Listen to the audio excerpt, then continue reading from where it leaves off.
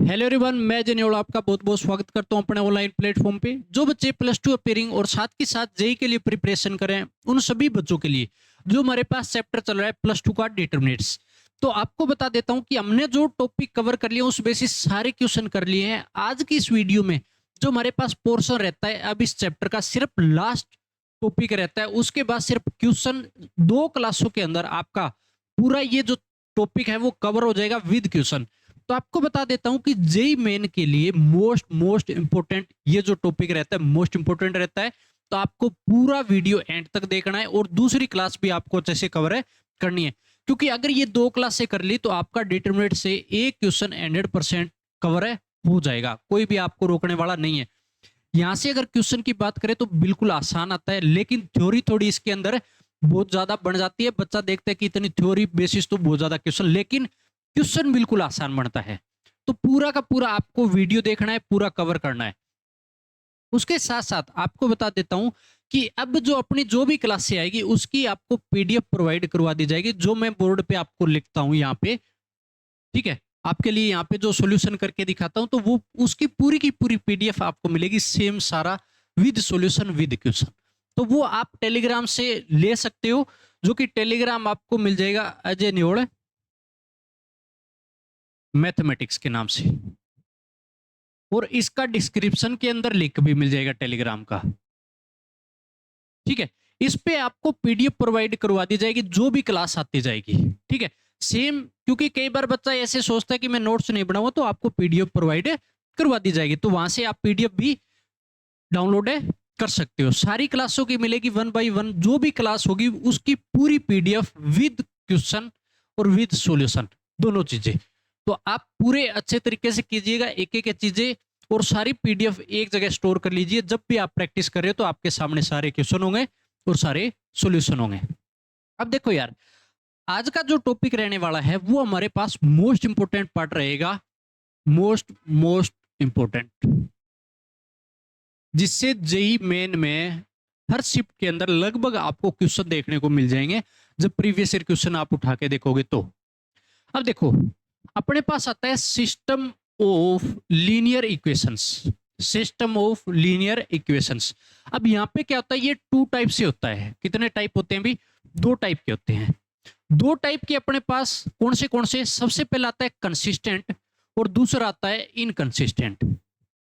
अब इनकंसिस्टेंट के अंदर तो सिर्फ एक चीज रहती है कि नो सॉल्यूशन। इनकंसिस्टेंट का मतलब होता है नो सॉल्यूशन, मतलब कोई भी सॉल्यूशन है नहीं निकलेगा। अब वो किस कंडीशन पे, वो भी हम जाके आगे देखेंगे। नो सॉल्यूशन का मतलब हो गया मींस नो रिजल्ट, हमारे को इसके अंदर क्या नहीं मिलेगा, कोई भी रिजल्ट नहीं मिलेगा। तो उस केस में बोलेंगे हमें इनकंसिस्टेंट होगा। ठीक है, इस लैंग्वेज में आपसे यूज करवाएगा। दूसरा हमारे पास आता है कंसिस्टेंट। अब कंसिस्टेंट के अंदर क्या होता है कि एट लीस्ट वन सॉल्यूशन, इसके अंदर कम से कम एक सॉल्यूशन तो मिले ही मिलेगा। एट लीस्ट वन है सॉल्यूशन, तो एक सॉल्यूशन कम से कम मिलेगा, उससे ज्यादा आपको कितने मिलेंगे। जैसे अगर बात करूं कंसिस्टेंट में, फिर आता है एक तो होता है यूनिक सॉल्यूशन, एक आता है यूनिक सॉल्यूशन और एक आता है इनफाइनाइट मेनी सॉल्यूशन। ठीक है, अब बात करेंगे यूनिक सॉल्यूशन के अंदर। यूनिक सॉल्यूशन के अंदर फिर हमारे पास 2 टाइप से होता है, एक तो होता है ट्रिवियल सॉल्यूशन, एक होता है नॉन ट्रिवियल सॉल्यूशन। अब बात करते हैं ट्रिवियल सॉल्यूशन क्या होगा। ट्रिवियल सॉल्यूशन क्या होता है भी कि व्हेन ऑल वेरिएबल इक्वल 0, सारे के सारे वेरिएबल जब 0 के बराबर हो जाए तो हमारे पास क्या कहलाएगा, ट्रिवियल सॉल्यूशन कहलाएगा। एग्जाम्पल दे दिया आपको, एक्स वाई जेड सारे के सारे क्या मिलेंगे, इस केस में 0 मिलेंगे। ट्रिवियल सॉल्यूशन में कहने का मतलब जब सारे वेरिएबल 0 के बराबर हो जाए, जैसे एक्स वाई जेड, मान लो 3 वेरिएबल पे चलता है, यहाँ पे 3 वेरिएबल इक्वेशन आती है, तो सारे जब तीनों के तीनों वेरिएबल 0 के बराबर हो जाए तो क्या कहलाएगा, ट्रिवियल सॉल्यूशन। दूसरा non trivial solution, when at least one variable non zero, कम से कम एक वेरिएबल जो है वो क्या होगा, नॉन जीरो होगा, is also called non trivial solution. तो उसको क्या बोला जाएगा, नॉन ट्रिवियल सॉल्यूशन बोला जाएगा। नॉन ट्रिवियल सॉल्यूशन में क्या होगा कि एक वेरिएबल कम से कम क्या होगा, नॉन जीरो जरूर होगा। कहने का मतलब फॉर एग्जांपल देखो, कि जैसे x 0 हो गया, y 0 हो गया, तो z आपको 0 के बराबर है नहीं मिलेगा। z मान लो मेरे को 1 दे दिया, ये तो मैंने एग्जांपल लेके दिखाया, 2 दे देगा, 3 दे देगा, तो कहने का मतलब तीसरा जो वेरिएबल है वो कभी भी 0 के बराबर है नहीं मिलेगा। अगर 2 0 हो गए तो तीसरा नॉन जीरो होगा, ठीक है। लेकिन ऐसा हो सकता है कि सारे के सारे नॉन जीरो भी हो सकते हैं, ठीक है ना, जैसे 1 2 3 भी आ सकता है XYZ की वैल्यू, तो उस केस में कुछ भी हो सकता है, लेकिन सारे के सारे जीरो नहीं हो सकते, सिंपल भाषा में अगर बात करें तो ये मेरे पास हो जाएगा यूनिक सॉल्यूशन में। तो यूनिक सॉल्यूशन में दो चीज याद रखनी है, एक तो होता है ट्रिवियल सॉल्यूशन जिसमें सारे वेरिएबल 0 के बराबर है, एक होता है नॉन ट्रिवियल सॉल्यूशन जिसमें एटलीस्ट वन वेरिएबल क्या होगा, नॉन जीरो। अब बात करते हैं infinite many solution. Infinite many solution हमारे पास किसके अंदर आता है, कंसिस्टेंट के अंदर। जब बहुत सारे सॉल्यूशन मिलते हैं आपको, इनफाइनाइट मिलेंगे, तो वो किसके अंदर हो जाएगा, इनफाइनाइट मेनी सॉल्यूशन बोलेंगे उसके। कैसे कैसे वो क्वेश्चनों में जब अप्लाई करेंगे तब आपको पता लगेगा, ठीक है। तो इस केस में मेरे पास ये हो जाएगा सिस्टम ऑफ लीनियर इक्वेशंस, जो हमारे पास दो टाइप पढ़ते हैं। अब यहां से एक बात याद रखना कि जब भी मैं बात करूं कि एटलीस्ट वन सॉल्यूशन में मैंने दो चीज बताई थी कि एक तो यूनिक सॉल्यूशन और एक इनफाइनाइट मेनी सॉल्यूशन का यूज करना है। कई बार बच्चा क्या करता है कि आपको मान लो ऑप्शन ऐसे भी दे दे कि दो सॉल्यूशन आए हैं, तीन सॉल्यूशन आए हैं, तो मैथमेटिकल ये सारी की सारी चीज रोंग होगी। क्या होगी, हमेशा रोंग होगी, ऐसा पॉसिबल ही नहीं होता। या तो आपके पास यूनिक सॉल्यूशन में बोला जाएगा जब एक्स वाई जेड कोई भी वैल्यू दे रहा है आपको, तो यूनिक सॉल्यूशन में, या फिर इनफाइनाइट मेनी सॉल्यूशन में। ऐसा कुछ भी होता नहीं है, 2 सॉल्यूशन 3 सॉल्यूशन, ये मैथमेटिकल रोंग होगा हमेशा, इस बात का ध्यान रखिएगा। कभी आप देख लो कि एक्स की वैल्यू 2 आ गई, 3 आ गई, 4 आ गई, तो उसको मैं नाम दे सकता हूं कि 2 सॉल्यूशन आ गए, 3 आ गए, 4 आ गए, ऐसा पॉसिबल है नहीं है। इस बात का पूरा ध्यान रखिएगा कि इस पे पूरा का पूरा ये रोंग चीज आएगी, आपको कभी भी इस पे ध्यान है नहीं देना, ना ही ये पॉसिबल होता कभी। तो ये हमारे पास दो टाइप जो कि आपको बहुत अच्छे तरीके से एक एक चीजें करनी है। अब बात करते हैं नेक्स्ट। अब आप ये चीज तो पढ़ के आए हो कि टू वेरिएबल सॉल्यूशन।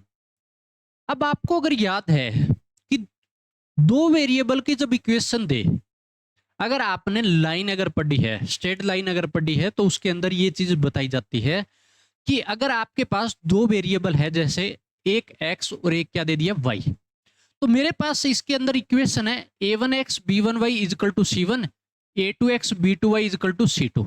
दो इक्वेशन हो गई। अब इस केस में अगर बात करूं पहली इक्वेशन का, अगर मैं m1 नाम दे देता हूं, कहने का मतलब मैं निकाल रहा हूं भी स्लोप। क्या निकाल रहा हूं, स्लोप।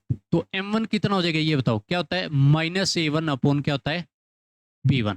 अगर मैं स्लोप निकालता हूं पहली लाइन का, ये लाइन की इक्वेशन है, तो मेरे पास इसका स्लोप क्या होता है, m1 कितना हो जाएगा, -a1 अपॉन b1।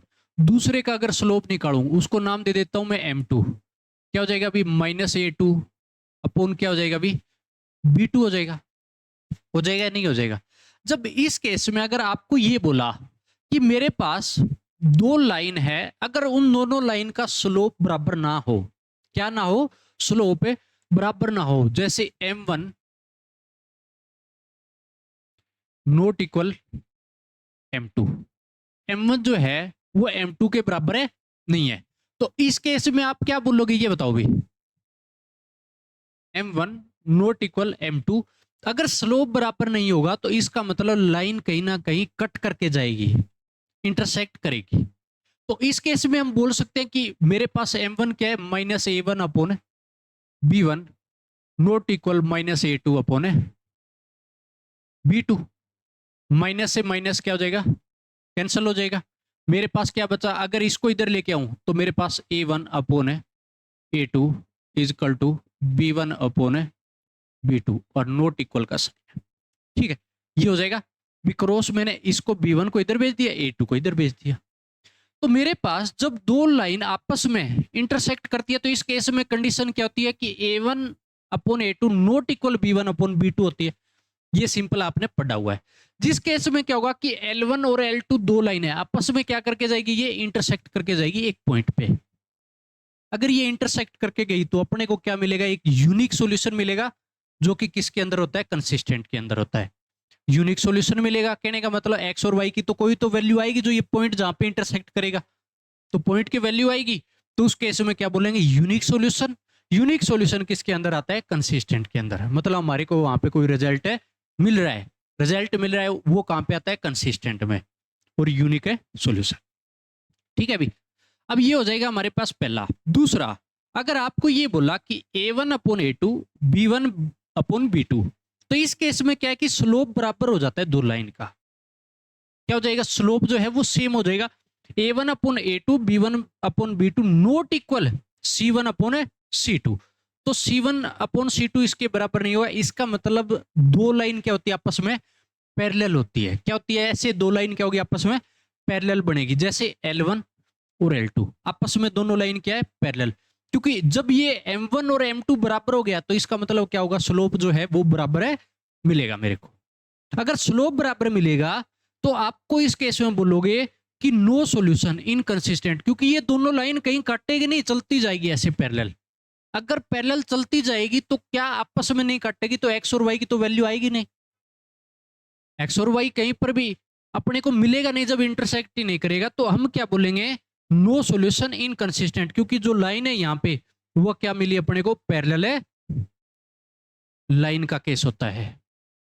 क्या होता है, पैरेलल है लाइन का केस। किस कंडीशन में, जब ये वाली कंडीशन हो। तो ये आप पढ़ के भी आए हो, तो मैं आपको बेसिक से उठा रहा हूं चीजें वन बाय वन। जब मैं 3 वेरिएबल में जाऊंगा तो आपको ऐसे ना लगे कि कहां से एकदम से कैसे चीजें बनती है। बात आ गई समझ में। अब आता है कि अगर आपके पास a1 upon a2 equal to b1 upon b2 equal to c1 upon c2 हो जाए, तो इस केस में क्या है, जब c1 अपॉन c2 इन दोनों के बराबर आ जाए तो इसका मतलब ये लाइन पे लाइन मिलेगी। कहने का मतलब एक लाइन थी, उस पे भी दूसरी लाइन है, लाइन पर लाइन है, ऐसे पूरी डायरेक्ट कर लो। अगर लाइन पे आपको लाइन मिलेगी तो आप क्या बोलोगे, इस केस में क्या बोलोगे भी, आपके पास क्या मिला भी, कोइंसिडेंट लाइन का केस हो गया। क्या बोलोगे, कोइंसिडेंट है लाइन का। जैसे आपको ये लाइन दिखाई, तो इस ये लाइन आपको दिख रही है, दिखेगी सिंगल, लेकिन यहाँ लाइन पे लाइन है, मतलब कहने का मतलब ओवरलैप है। बात आ गई समझ में। तो लाइन पे अगर लाइन मिलेगी तो आपको क्या मिलेगा, इन्हें सॉरी कोइंसिडेंट लाइन मिलेगी। कोइंसिडेंट लाइन है तो यहाँ पे एक दूसरे पे लाइन मान लो चिपक गई, तो आपस में हर पॉइंट पे इंटरसेक्ट करेगी ना, जहां से मिली है हर पॉइंट पे इंटरसेक्ट करेगी। और क्या बोलोगे, इनफाइनाइट मेनी सॉल्यूशन। जहां से आपस में लाइन अगर काट रही है, हर पॉइंट पे काट रही है, तो इसका मतलब क्या मिलेगा, इनफाइनाइट मेनी सॉल्यूशन। इनफाइनाइट मिलेंगे, हम काउंट ही नहीं कर सकते। तो उस चीज को क्या बोलोगे, कंसिस्टेंट। किसके अंदर आ जाएगा, कंसिस्टेंट के अंदर। बात आ गई समझ में। तो भी मैंने एक लाइन दिखाई है, इस लाइन पे लाइन है, तो इस केस में बोलोगे कोइंसिडेंट लाइन का अगर केस हुआ तो आप बोलोगे इनफाइनाइट मेनी सॉल्यूशन, और कंसिस्टेंट का केस है, हो जाएगा यहाँ पे। तो ये हमारे पास हो जाएगा टू वेरिएबल्स जो सॉल्यूशन है, या टू वेरिएबल जो इक्वेशन है उनका सॉल्यूशन हम कैसे करेंगे, इस तरीके से आपको दिखाना है। तो बहुत अच्छे तरीके से 1 बाय 1 चीजें करनी है आपको, कोई जल्दबाजी वाली बात नहीं है। अब हम आते हैं यार 3 वेरिएबल इक्वेशन पे। 3 वेरिएबल जो सॉल्यूशन है उस पे आएंगे। तो सबसे पहले 3 वेरिएबल सॉल्यूशन में आपको बता देता हूं कि 2 वेरिएबल में तो हमेशा अपने को लाइन मिलती है। यहां पे हमेशा 3 वेरिएबल में जो मिलेगा वो क्या मिलेगा, हमेशा प्लेन मिलेगा। क्या मिलेगा भैया, प्लेन मिलेगा, 3D। ठीक है ना। 3 वेरिएबल में हमेशा क्या मिलता है अपने को, प्लेन मिलता है, जो कि 3D के अंदर। बात आ गई समझ में। अब इस केस में क्या होगा, ये चीज आप पढ़िएगा, क्योंकि आपने 3D ज्योमेट्री भी पढ़ी है, तो कुछ ना कुछ उसका भी यहाँ पे लॉजिक लगता है। 3 वेरिएबल आपको वहां पर भी पढ़ाया जाता है। जब 3D आप पढ़ोगे तो वहां पर भी आपको अच्छे से एक चीजें बताई जाती है। अब देखो यार, 3 वेरिएबल सॉल्यूशन में आता है, सबसे पहले आता है नॉन होमोजीनियस इक्वेशंस। सबसे पहले कौन सा आता है, नॉन होमोजीनियस इक्वेशंस। अब नॉन होमोजीनियस इक्वेशंस क्या होती है, ये चीज देखिएगा। नॉन होमोजीनियस इक्वेशन में जो है वो सबसे पहले बात आती है कि a1x b1y plus c1z is equal to d1 क्या होगा, a2x b2y c2z is equal to d2, a3x b3y c3z is equal to d3। तो इसमें मेरे पास 3 वेरिएबल है, कौन से एक्स, वाई और जेड। ये अपने पास 3 वेरिएबल्स है।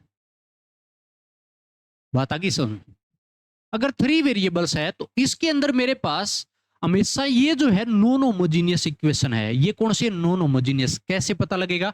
कि जब D1 D2 and D3 note all zero, ये बात ध्यान से पढ़िएगा कि note all zero, D1 D2 D3 सारे के सारे जीरो नहीं हो सकते, then it is non homogeneous equation. तो उसको क्या बोलेंगे? नॉन होमोजीनियस है इक्वेशंस बोलेंगे। अगर जीरो हो जाता है तो वो भी मैं आगे पढ़ाऊंगा, मोस्ट इंपोर्टेंट है ये चीज भी। तो आपके पास जब ये D1 D2 D3 की जो तीनों वैल्यू बैठी है ना, ये अगर जीरो के बराबर ना हो, तीनों की तीनों नोट ऑल जीरो, तो क्या कहलाएगी इस केस में? नॉन होमोजीनियस है इक्वेशंस कहलाएगी। तो नॉन होमोजीनियस इक्वेशंस में मेरे पास क्या होगा कि अगर मेरे को इसका डिटरमिनेंट निकालने के लिए बोले तो मैं क्या करता हूं, जो एक्स वाई जेड के जो कोफिशिएंट है उनको उठाते हैं। तो डिटरमिनेंट कैसे निकलता है? A1 B1 C1, जो मेरे पास जैसे था सेम का सेम A1 B1 C1 को उठाया। दूसरा A2 B2 C2 को उठा के दूसरी रो में A3 B3 C3 सेम का सेम उठा के मैंने रख दिया। तो ये मेरे पास क्या आ जाएगा? यहां से अगर बात करूं तो मेरे पास आ गया डिटरमिनेंट की जो वैल्यू अगर निकालना हो इस इक्वेशन के लिए तो मेरे पास ये हो जाएगा। अब अगर दूसरी बात करूं कि अगर मैं एक काम करता हूं कि जो A1 A2 A3 इसको अगर मैं रिप्लेस करके A1 A2 A3 को अगर मैं रिप्लेस करके उसकी जगह मैं बिठा देता हूं D1 D2 D3, तो मेरे पास हो जाएगा D1, नाम हो जाएगा उसका। क्या हो जाएगा? D1।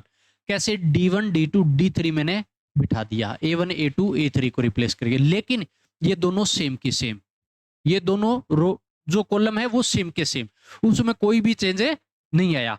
सिर्फ मैंने पहला उठाया तो उसको D1 नाम दे दिया। वो कैसे बना इसका प्रूफ भी आपको मैं दिखाऊंगा कि कैसे D1 D2 D3 यहां पे रिप्लेस करके आता है। दूसरा, अगर मैं D2 की अगर बात करूं तो D2 क्या होगा? D2 अगर मैंने रखा तो इसकी अब की बार क्या करेंगे, जो मेरे पास B1 B2 B3 है ना, उनको रिप्लेस करके क्या बिठा दूंगा मैं? D1 D2 D3। पहला कॉलम और तीसरा कॉलम सेम का सेम, उसमें कोई चेंज नहीं। अगर मैं D3 लेके आता हूं, D3 लेके आता हूं, है डिटरमिनेंट ये तीसरा डिटरमिनेंट अगर लेके आता हूं तो A1 A2 A3 सेम का same, B1 B2 B3 same का सेम। जो मेरे पास तीसरा जो कॉलम था ना, तीसरा कॉलम को रिप्लेस करके मैंने क्या बिठा दिया? D1 D2 D3 बिठा दिया। अब ये रिप्लेस कैसे हुए ये चीज समझिएगा, बहुत अच्छा तरीका है इसका, बहुत ही आसान है, कुछ भी नहीं है इसके अंदर। देखो भी, अब मेरे को D की वैल्यू दे रखी है, ये D तो हमने देख लिया कि जो डिटरमिनेंट इक्वेशन दे रखी है उससे उठाएंगे कोफिशिएंट और रख देंगे, डिटरमिनेंट आ जाएगा मेरे पास। लेकिन अगर मैं both multiplying both side x, अगर बोथ साइड में जो है x की मल्टीप्लाई करा देता हूं, x की मल्टीप्लाई कराया मतलब D के साथ x की मल्टीप्लाई कराया, तो जो मेरे पास अब x किस कोफिशिएंट का था? A1 A2 A3 का। तो A1 A2 A3 के साथ x वेरिएबल जाके बैठ जाएगा। इधर x की मल्टीप्लाई कराई तो मेरे को इधर भी कराने पड़ेगा ताकि डिटरमिनेंट जो है वो सेम रहे। जैसे मल्टीप्लाई डिवाइड हम मारते आए हैं, अगर अंदर मल्टीप्लाई करा रहे हो तो बार डिवाइड, तो वही बात है यहाँ पे, अगर बार डिवाइड होता तो इसको इधर जाएगा तो मल्टीप्लाई तो होगा। तो वो साइड मैंने x की मल्टीप्लाई करा दी, x की मल्टीप्लाई कराई, तो अब मेरे को यहाँ पे ऑपरेशन लगाना है। क्या ऑपरेशन लगाऊंगा कि C1 पे ऑपरेशन लगाया, C1 प्लस में YC2 प्लस ZC3। क्या किया कि C1 पे ऑपरेशन लगाया तो C1 सेम का सेम, C2 के साथ y की मल्टीप्लाई, कहने का मतलब इसके साथ मैंने y की मल्टीप्लाई, इसके साथ मैंने z की मल्टीप्लाई करा के किसके साथ ऐड कर दिया? C1 के साथ ऐड कर दिया। ऐड करूंगा तो देखो भी, A1x तो बेटा ही था मेरे पास, ये क्या बन जाएगा? B1y, और इसमें आके ऐड हो गया तो मेरे पास B1y ऐड हो गया। इसके साथ C1z मल्टीप्लाई होके इसमें ऐड होगा तो C1z ऐड कर दिया, तो मेरे पास पहला बन गया। सिमिलरली इसके साथ y होगा तो A2x प्लस B2y, z इसके साथ होगा तो मेरे पास कितना बन जाएगा? C2z। सिमिलरली मेरे पास A3x B3y C3z बन गया। सिर्फ ऑपरेशन लगाया है C1 पे, और C1 को के साथ मैंने क्या किया कि जो C2 है उसको y से मल्टीप्लाई कराया, और जो मेरे पास कॉलम 3 है उसको मैंने किससे मल्टीप्लाई कराया? z से, और एक साथ ऐड कर दिया सभी को C1 में। ठीक है, अब ये अगर ऑपरेशन लगा तो ये वाली जो वैल्यू है, पूरा जो मेरे पास कॉलम फर्स्ट में आके बैठा है, तो ये किसकी वैल्यू थी? नॉन होमोजेनियस इक्वेशन पढ़ी है, D1 D2 और D3 के बराबर है या नहीं? तभी मैंने आपको यहाँ पे स्पेशल हाईलाइट करके दिखाया है कि हमने नॉन होमोजेनियस इक्वेशन यहाँ पे पढ़ी थी। ये सारी की सारी वैल्यू किसके बराबर है? D1 D2 D3 के। तो यहाँ पर भी क्या हो जाएगा, जब मैं इसकी जगह अगर लिखूं तो D1 लिखूं, इसकी जगह दूसरी की जगह D2 आ जाएगा, इसकी जगह मेरे पास क्या आ जाएगा? D3। तो ये तीनों की तीनों वैल्यू आ जाएगी। तो मेरे पास D इंटू एक्स इसके बराबर आ गया। इसी को मैंने क्या नाम दे दिया? D1। मैंने सिर्फ नाम दिया, इसको क्या नाम दे दिया? D1 नाम दे दिया। तो यहां पे क्या होगा? D इंटू एक्स किसके बराबर आ गया? अभी D1 के बराबर। सिमिलरली अगर मैं सारे करता कि D इंटू एक्स जो है वो D1 के बराबर आ गया, तो सिमिलरली अगर D इंटू वाई करता तो वो किसके बराबर आ जाता? D2 के बराबर। सेम ऑपरेशन लगाना है। जब D2 निकालेंगे तो ऑपरेशन किस कॉलम पे? सेकंड पे लगेगा। ठीक है, अब अगर D इंटू जेड किसके बराबर आ जाएगा? D3 के बराबर आ जाएगा। अब की बार जो ऑपरेशन लगेगा D3 निकालने के लिए कॉलम 3 पे मैं क्या करूंगा? ऑपरेशन लगाऊंगा। और वो साइड किसकी मल्टीप्लाई? इसमें y की, पहले मैं x की कराई, दूसरे में y जब करा रहा हूं ना तो दूसरे कॉलम में y की मल्टीप्लाई होनी चाहिए। z की जब करा रहा हूं तो तीसरे कॉलम में क्या होनी चाहिए? z की मल्टीप्लाई करानी है। तो आपके पास ये आ जाएगा अलग अलग D1 D2 D3 की वैल्यू।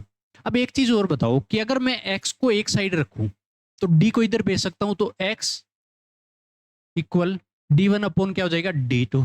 D1 अपॉन क्या हो जाएगा? D हो जाएगा, क्योंकि डिटरमिनेंट हमेशा कोई एक वैल्यू होती है। अगर y निकालना होता तो भी मेरे पास क्या हो जाता? D2 अपॉन क्या हो जाता? अभी D हो जाता। z निकालना होता तो क्या हो जाता मेरे पास? D3 अपॉन D हो जाएगा।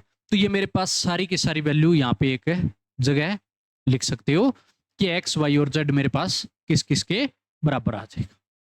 तो ये होता है मेरे पास जो हमने पढ़ा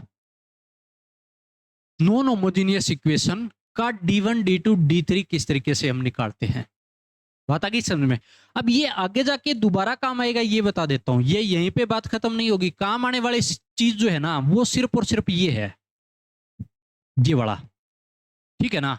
या आप बोल सकते हो ये और ये तो एक ही बात है। तो ये मेरे पास काम आने वाली चीज है, तभी मैं हाईलाइट करके अलग अलग दिखा रहा हूं आपको जो जो चीजें यूज होगी।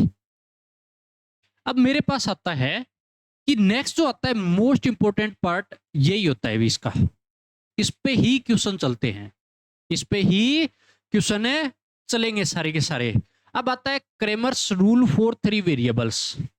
अब क्रेमर्स रूल जो है वो 3 वेरिएबल पे लगाते हैं। क्रेमर्स रूल क्या होता है? अब ये चीज देखिएगा।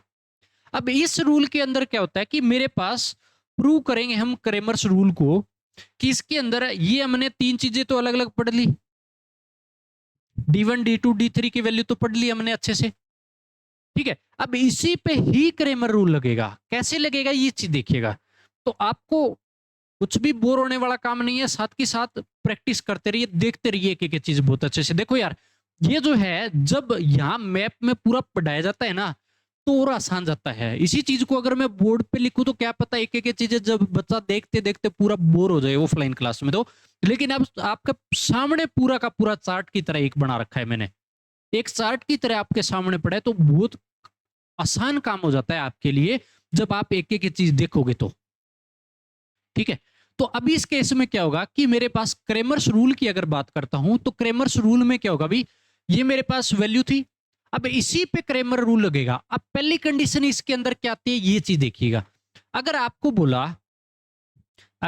बोला कि डी अगर 0 हो जाए, एक कंडीशन तो ये, या फिर डी नॉट इक्वल 0 हो जाए।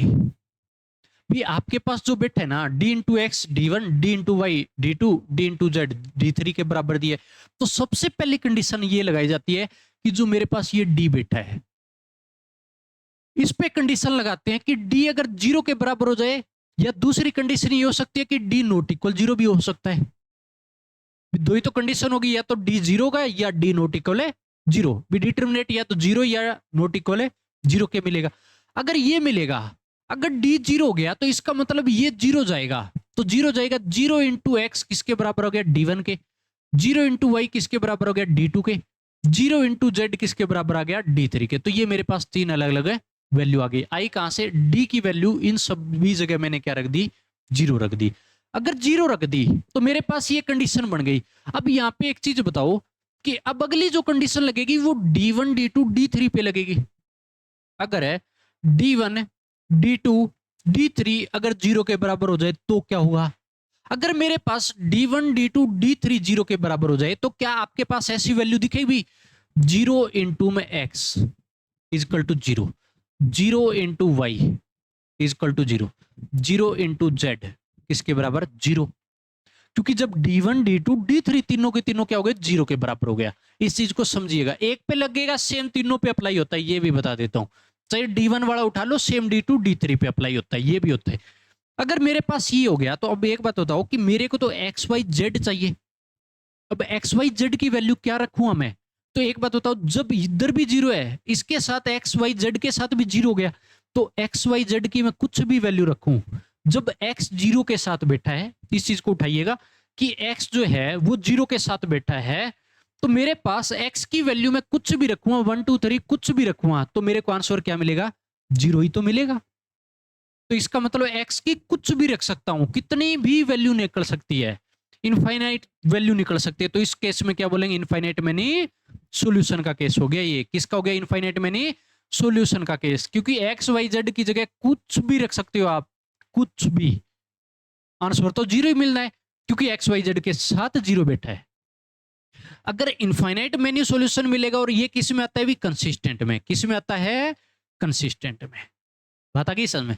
तो इस तरीके से ये बात है यहां पे बनेगी। पहले क्या केस लिया मैंने, D0 का, D0 का लेने के बाद D1 D2 D3 0 वाली कंडीशन ली। अब दूसरी कंडीशन क्या बचती है कि D1 D2 D3 not equal 0 भी तो हो सकता था ना, D1 D2 D3 not equal 0 भी हो सकता था। तो क्या मिलेगा, अगर ये नॉट इक्वल 0 के हुआ तो कहने का मतलब एक बात बताओ कि ये तो 0 हो गया, D तो 0 हो गया, एक्स इसके साथ बेटा है, लेकिन D1 कह रहा है कि D1 जो है D2 D3 सारे 0 होने के लिए तैयार नहीं है। क्या नहीं है, सारे के सारे 0 होने के लिए तैयार नहीं है। तो इसका मतलब मेरे को क्या मिलेगा, अगर ये 0 होने के लिए तैयार नहीं है, इधर 0 बैठा है, 0 के साथ तो कुछ भी बैठा है, तो 0 मिलना ही चाहिए। जैसे इधर उठाओ इसको कि 0 into x is equal to D1। अब D1 0 होने के लिए तैयार नहीं है, D1 क्या है, 0 होने के लिए तैयार नहीं है, लेकिन आपके पास इधर 0 के साथ एक्स बैठा है तो 0 दे रहा है इक्वल में, तो बात तो सेटिस्फाई नहीं की। इधर तो कह रहा है D1 0 के बराबर नहीं है, लेकिन इधर 0 के साथ एक्स बैठा है तो 0 तो बनाएगा।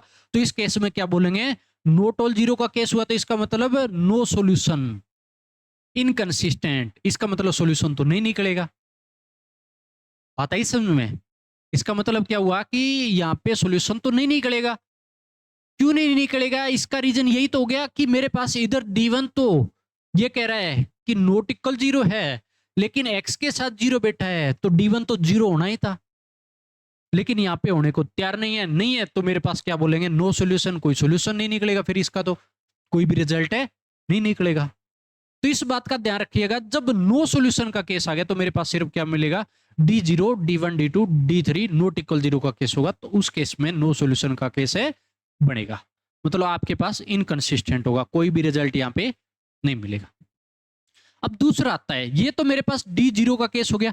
दूसरा आता है मेरे पास D नॉट इक्वल 0 का केस। अब D नॉट इक्वल 0 के केस की अगर बात करूं मैं, तो मेरे पास एक बात बताओ, ये तो चलो ठीक है हमारे पास वैल्यू थी। अब D नॉट इक्वल 0 का आ गया, तो इसका मतलब मेरे पास जो D है इसके डिवाइड में जो बैठा है वो तो 0 के बराबर है नहीं है। अब की बार D नॉट इक्वल 0 है, तो इसमें फिर दो कंडीशन लगेगी। किस पे लगेगी फिर, D1 D2 D3 बच गया। अब D1 D2 D3 अगर 0 हो गया, अब x इज इक्वल टू, अब D1 अगर 0 हो गया और नीचे D जो है वो 0 नहीं है, कोई वैल्यू बैठी है, तो x की वैल्यू क्या मिलेगी आपको, फिर 0 मिलेगी। 0 अपॉन एनी फाइनाइट वैल्यू हमेशा क्या होती है, 0 के बराबर। सिमिलरली किसमें मिलेगी भी, ये तो 0 नहीं है, लेकिन ये ऊपर वाला D2 0 है, तो y भी 0, z भी क्या मिलेगा इसी तरीके से 0।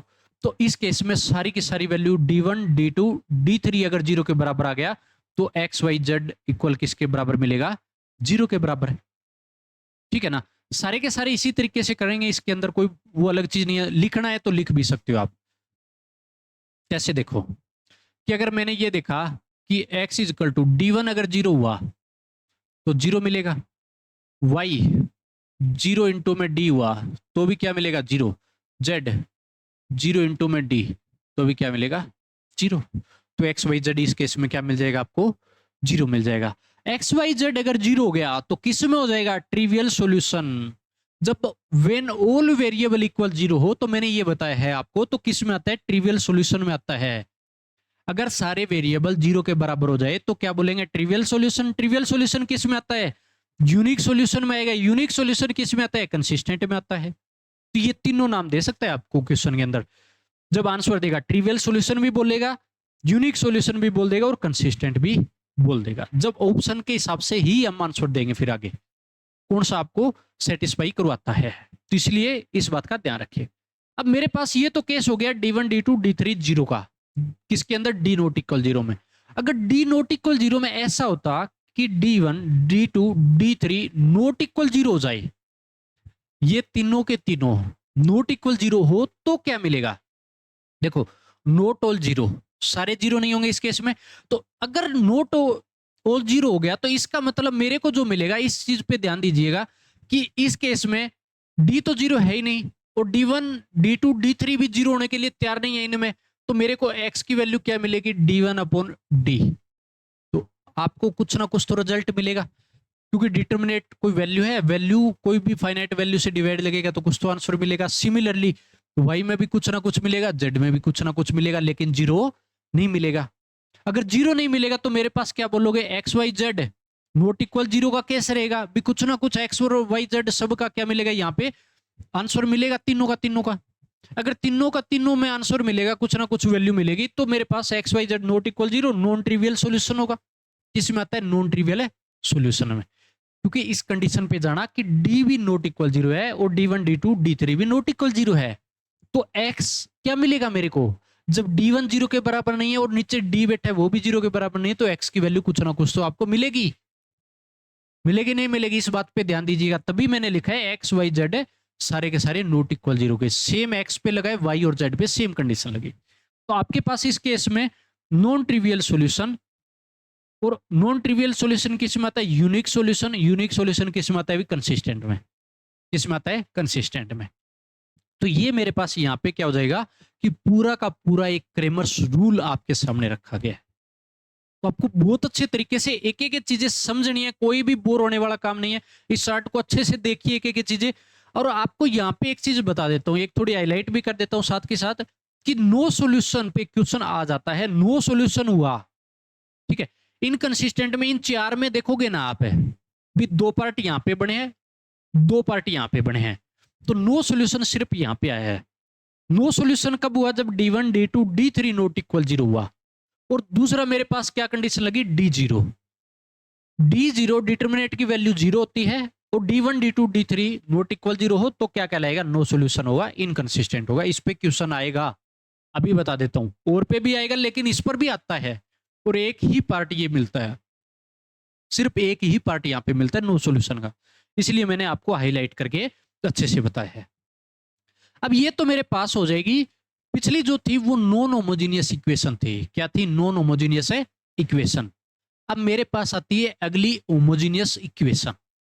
होमोजीनियस इक्वेशन जिस बच्चे को नॉन होमोजीनियस आ गई, तो होमोजीनियस तो बड़ी आसानी से आ गई क्योंकि वहीं से निकल के ये पोर्शन आता है।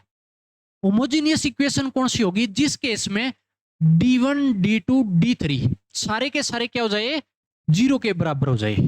किसके बराबर, D1 D2 D3 0 के बराबर हो जाए, तो इस केस में क्या बोलेंगे, then it is homogeneous equation. तो उसी को क्या बोलेंगे होमोजीनियस इक्वेशन। इक्वेशन वो सेम है मेरे पास जो हमने पढ़ के नॉन होमोजीनियस में 3 वेरिएबल की इक्वेशन है। सिर्फ आपको क्या याद रखना है कि D1 D2 D3 जो मेरे पास इक्वल वैल्यू बैठी थी, small D1 D2 D3, small D1 D2 D3 अगर 0 थी, 0 हो जाए ना, तो मेरे पास क्या कहलाएगी होमोजीनियस इक्वेशन कहलाएगी। अगर ये 0 के बराबर ना होता तो क्या होता, नॉन होमोजीनियस इक्वेशन में आता। तो इस केस में D1 D2 D3 सारे 0 होंगे, ठीक है भाई। अगर है D1 D2 D3 अगर 0 के बराबर हो जाए, तो इसका मतलब कैपिटल D1 मतलब डिटरमिनेट फर्स्ट सेकंड थर्ड किसके बराबर हो जाएगा, 0 के बराबर मिलेगा। It is consistent system always, ये हमेशा क्या होता है, कंसिस्टेंट सिस्टम में आता है हमेशा। किसके अंदर आता है भी, ये हमेशा कंसिस्टेंट में आता है। किसमें कहलाएगा, कंसिस्टेंट में आएगा हमेशा। वो किसी लिए, वो आगे जाके जब मैं इसका भी चार्ट करूंगा, चार्ट इसका बिल्कुल छोटा सा है और नॉन होमोजीनियस से निकल गया है। तो इसका मतलब जब D1 D2 D3 small D1 D2 D3 इस इक्वेशन के जब जीरो हो जाते हैं तो उस केस में डिटर्मिनेट फर्स्ट सेकंड थर्ड वो भी क्या हो जाएगा, जीरो के बराबर हो जाएगा। और ये क्या कहलाएगा, हमेशा कंसिस्टेंट सिस्टम कहलाएगा। ये किस लिए जीरो हो जाता है D1 D2 D3, इस चीज को देखिएगा जो कि मैंने आपको पीछे करवाया भी है भी, ये वाला रिजल्ट। ठीक है, जब मेरे पास D1 D2 D3 जीरो हो जाए, उसी की बात कर रहा हूं, जब मेरे पास ये D1 D2 D3 जीरो हो गया तो D1 मैंने वहां पे जीरो दिखाया था, वो किस लिए हो जाता है कि जब पूरा कॉलम जीरो हो जाए या पूरी रो जीरो हो जाए तो डिटरमिनेट क्या देता है, हमेशा जीरो देता है ना। जब आपके पास D1 D2 D3 अगर जीरो हो जाए तो इसका मतलब D1 मेरे को क्या मिलेगा, जीरो मिलेगा। वो किस लिए कि ये पूरा जब जीरो हो गया ना ये पोर्शन, तो D1 जीरो मिलेगा। सिमिलरली इसमें दूसरा कॉलम जीरो हो गया तो D2 भी क्या मिलेगा, जीरो मिलेगा। D2 भी क्या मिलेगा, जीरो मिलेगा। तो D3 भी क्या मिलेगा, जीरो मिलेगा, क्योंकि इसमें भी एक पूरा कॉलम D1 D2 D3 का पड़ा है।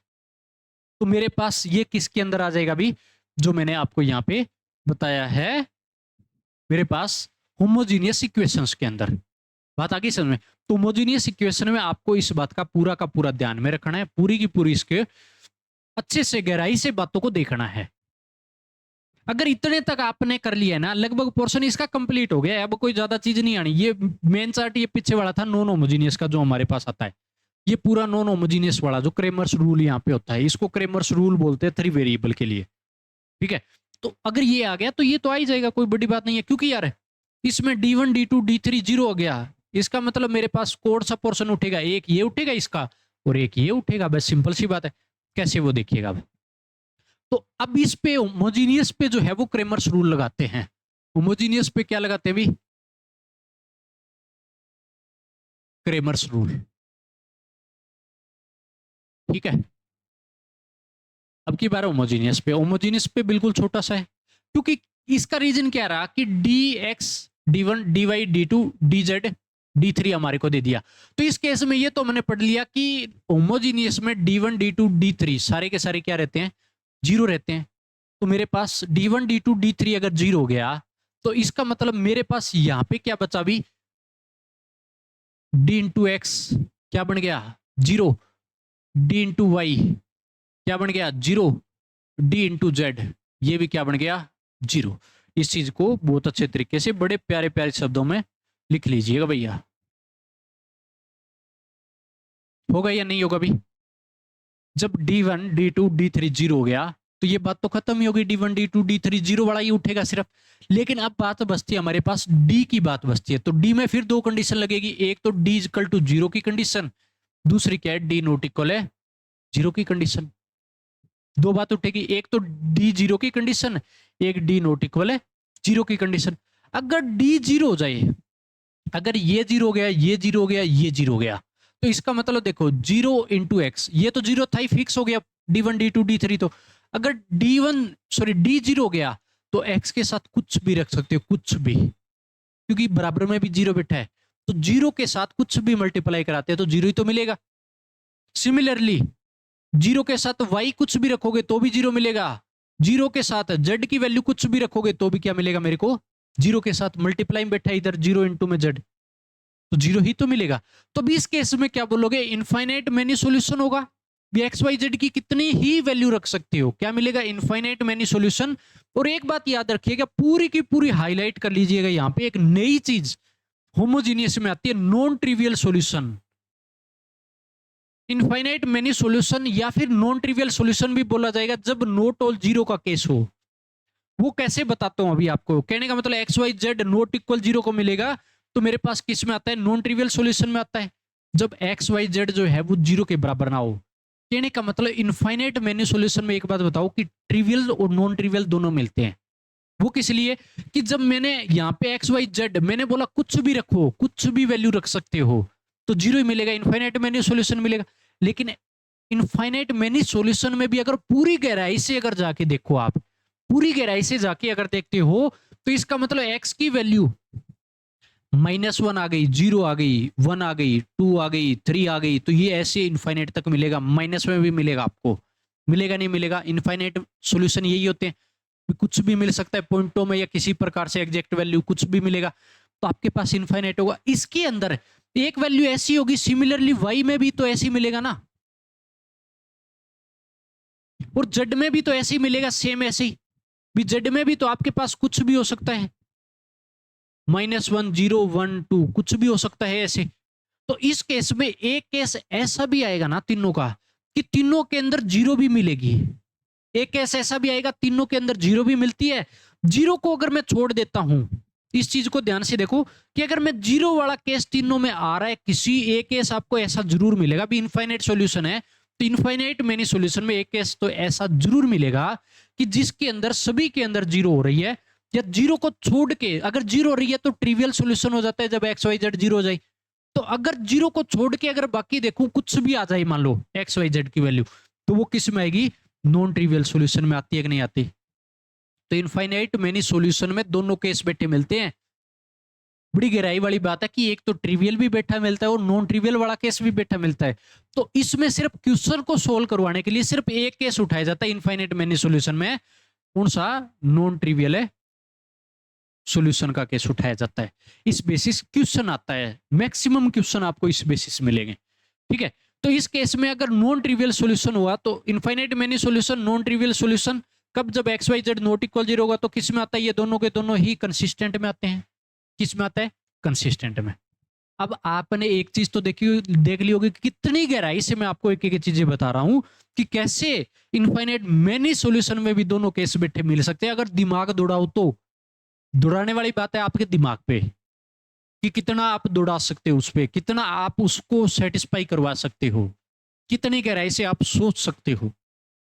हालांकि आपने अभी तक यहां तक सोचा नहीं था, जब मैंने बताया तभी आप सोच पा रहे हो। इससे पहले आपके माइंड में नहीं आता।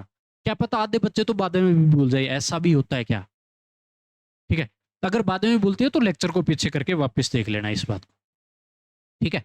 तो ये मेरे पास हो जाएगा जब डी जीरो होता है, इस बात का ध्यान रखिएगा कि D1 D2 D3 जीरो और डिटर्मिनेट की वैल्यू भी जीरो, तो मेरे पास नॉन ट्रिवियल सॉल्यूशन लगता है। सिर्फ होमोजीनियस में अप्लाई होता है ये, सिर्फ होमोजीनियस में, ओनली होमोजीनियस।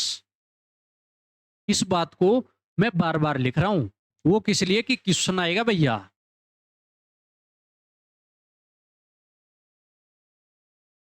सिर्फ होमोजीनियस में होता है, बात आ गई समझ में? अब अगला केस आता है कि ये तो डी जीरो वाला केस था। दूसरा केस मेरे पास क्या आता है भी? डी नोट इक्वल जीरो का। जब डी नोट इक्वल जीरो का, लेकिन D1 D2 D3 तो ये जीरो बैठी हैं, ये वाले तो जीरो बैठी हैं, ये करके भी दिखा रखे, लेकिन आपके पास डी जीरो नहीं है। डी अब की बार जीरो नहीं है, तो इसका मतलब डी इंटू एक्स जीरो के बराबर है। तो जीरो कब आ सकता है? डी तो जीरो होने के लिए तैयार नहीं है। अगर यहां से बात करूं तो X is equal to zero upon D, लेकिन डी जीरो के बराबर नहीं है। तो जीरो अपॉन कोई भी वैल्यू अगर यहाँ पे अपने पास होगी तो क्या मिलेगा? एक्स की वैल्यू क्या मिलेगी आपको? जीरो मिलेगी। एक्स की वैल्यू यहां से क्या मिली भी? जीरो मिली। सिमिलरली अगर वाई की मैं निकालता यहां से, तो वाई जीरो अपॉन डी, तो वाई भी क्या मिलता आपको? जीरो मिलता। सिमिलरली अगर जेड की मैं निकालता तो Z is equal to zero upon क्या हो जाता? डी, तो जेड भी क्या मिलता आपको? जीरो मिलता।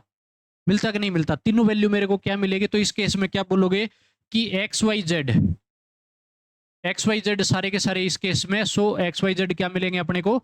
जीरो के बराबर मिलेंगे सारे के सारे। अगर जीरो के बराबर मिलेंगे तो किस में आता है? ट्रिवियल सॉल्यूशन होता है। ट्रिवियल सॉल्यूशन किस में आता है? यूनिक सॉल्यूशन में। यूनिक किस में आता है? कंसिस्टेंट में आता है। यूनिक किस में आता है? कंसिस्टेंट में आता है। तो आपको बड़ी गहराई से इन चीजों को देखना है, बड़ी गहराई से, ठीक है ना। जैसे जैसे मैंने आपको समझाया है उसी जोश के साथ आपको करना है, क्योंकि इस बेसिस बार बार बोल रहा हूं कि जेई मेन में आपको क्वेश्चन देखने को मिलेगा क्रेमर्स रूल पे। लेकिन जब क्वेश्चन की बात आएगी तो 2 से 3 रूल सिर्फ आपको याद रखने होते हैं और उस बेसिस सारे क्वेश्चन निकल जाते हैं, ठीक है ना। और कुछ भी नहीं करना होता, कुछ भी।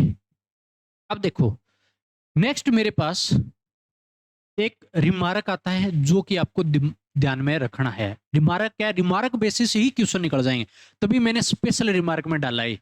रिमार्क पॉइंट्स टू रिमेंबर, इन पॉइंट को आप याद रखोगे। पहला रिमार्क है कि D not equal zero gives unique solution in homogeneous and non homogeneous equations both.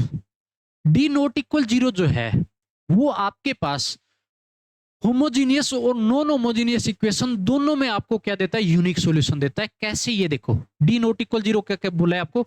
D not equal zero में यूनिक सॉल्यूशन मिलता है आपको। ये होमोजीनियस का है। अगर नॉन होमोजीनियस की अगर बात करता तो मेरे पास ये है। अब डी नॉट इक्वल जीरो का केस ये है। डी नॉट इक्वल जीरो में देखो, यहां पर भी ट्रिवियल सॉल्यूशन यूनिक सॉल्यूशन मिल रहा था, इसमें भी मेरे पास नॉन ट्रिवियल लेकिन यूनिक सॉल्यूशन मिल रहा था। तो डी नॉट इक्वल जीरो हमेशा होमोजीनियस और नॉन होमोजीनियस दोनों में क्या देता है? आपको यूनिक सॉल्यूशन देता है। पूरी टेबल की, दोनों टेबल की बात उठा ली उसने। डी नॉट इक्वल जीरो आपके पास यूनिक सॉल्यूशन देता है, किसमें? होमोजीनियस और नॉन होमोजीनियस है दोनों में।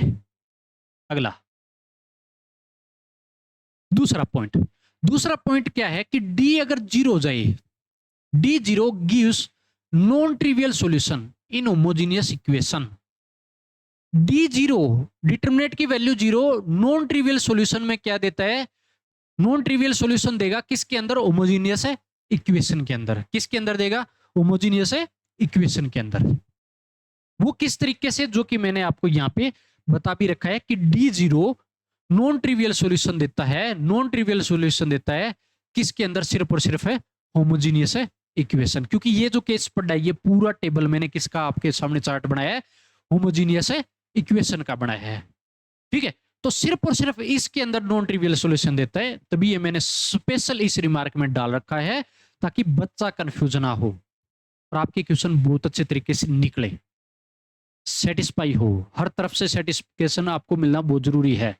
मन में शांति होगी तभी हम आगे बढ़ पाएंगे, नहीं तो नहीं बढ़ पाएंगे। तो आपको इस तरीके से ये पूरा का पूरा काम यहाँ पे कंप्लीट आपको करना है। जितना काम मैंने आपको करवाया है वो पूरा कंप्लीट कीजिए। फिर भी अगर कोई डाउट आ रहा है तो मेरे से आप पूछ भी सकते हो। ये हमारे पास पूरा चैप्टर यहाँ पे मैं कंप्लीट करता हूँ आज का, क्योंकि यार यहाँ पे पूरा लेक्चर हमारा यहाँ पे कंप्लीट होता है। लेकिन अगर टॉपिक की बात करूं तो टॉपिक इस चैप्टर का भी कंप्लीट हो चुका है। सिर्फ और सिर्फ आपके पास इसके सिर्फ क्वेश्चन बचे हुए हैं। वो क्वेश्चन कैसे होंगे? लगातार इसकी क्लास देखनी है आपको, लगातार दोनों को जोड़ के एक क्लास की तरह देखना है। तो 100% कहता हूँ, 100% आपको यहाँ से आपका एक क्वेश्चन मीन्स आपका जेई के अंदर 4 नंबर। कितने नंबर? 4 नंबर पक्के होंगे, कोई भी नहीं रोकेगा आपको। ठीक है, लेकिन काम आपको बड़ी ईमानदारी से, जितना मैंने आपको करवाया है उस तरीके से आपको चलना है। क्वेश्चन आपको सारे के सारे जो उठाऊंगा, जो सिर्फ और सिर्फ जेई के ही उठाऊंगा पूरे के पूरे। कोई आपको एनसीईआरटी वगैरह में नहीं मिलेंगे, सीधे जेई के क्वेश्चन और प्रीवियस ईयर क्वेश्चन भी आपको मिलेंगे। तो पूरा का पूरा देखना है। और पूरी ये पीडीएफ लेने के लिए आपको अपना टेलीग्राम चैनल, आपको फिर कह रहा हूं, ज्वाइन कर लेना। वहां से आपको पीडीएफ मिल जाएगी विद सॉल्यूशन, जो हमने पूरा काम है यहां से किया है।